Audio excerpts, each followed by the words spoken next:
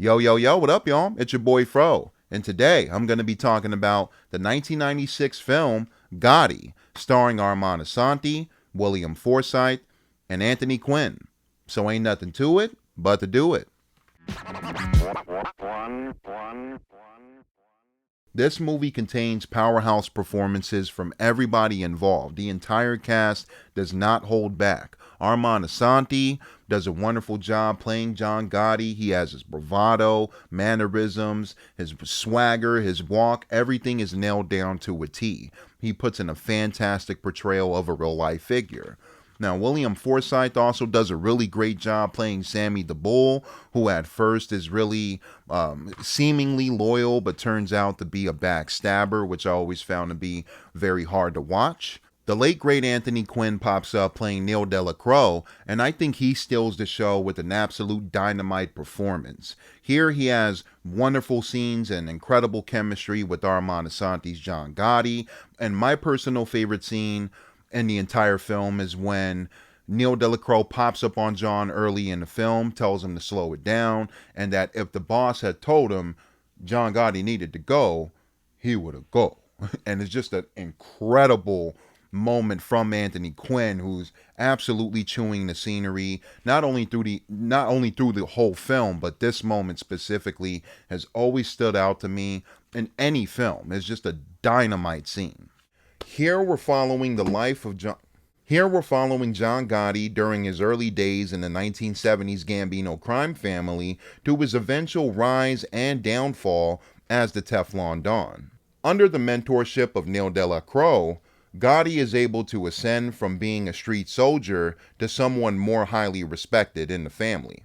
But Gotti does start to break the rules of the organization, like when he has some of his crew drug dealing, which is a big no-no to the Gambinos. And he does break another rule by murdering an accomplice of Paul Castellano, which lands him in prison for about 3 years. After the head of the family, Carlo, passes away, Paul Castellano starts going up the ladder quite a bit, which tremendously pisses off Gotti to the point where he has a hit put out on Paul Castellano, killing him and knocking him off the top spot.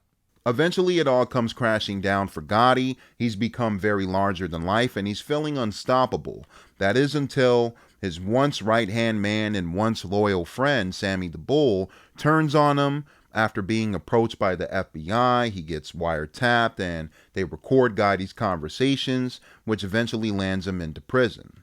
We do open and close the film with Gotti in his prison cell reflecting and saying the lines of dialogue, "They're going to miss La Cosa Nostra.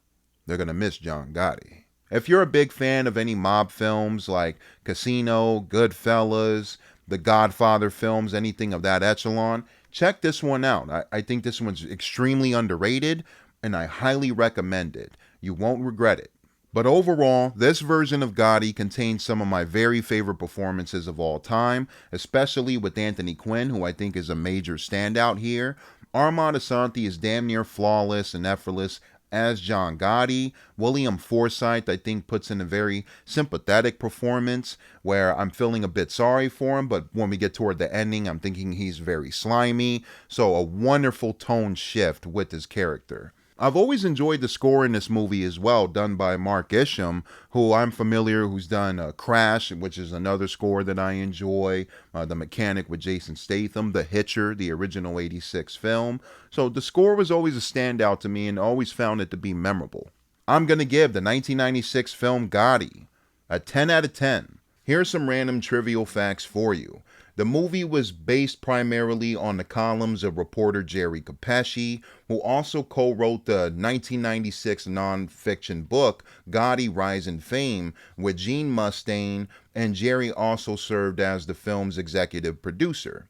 Armand Asante won the Primetime Emmy Award for Outstanding Lead Actor in a Miniseries or a Special, and he was also nominated for the Golden Globe Award for Best Actor in a Miniseries or Motion Picture Made for Television, and also a Screen Actors Guild Award. I do wish that Anthony Quinn was able to take home some gold in some capacity, at least definitely the Golden Globe Award, which I think he absolutely deserved tenfold. And that's it, y'all. It's your boy Fro. What did you think about this HBO movie? Did you like it? Did you hate it? comment below. Let me know your thoughts. In the meantime, between time, I'm on to the next review. Check out my Patreon in my description box. Hit that like and subscribe. It helps out your boy's channel. And I'm out. Thank you guys for watching. Peace.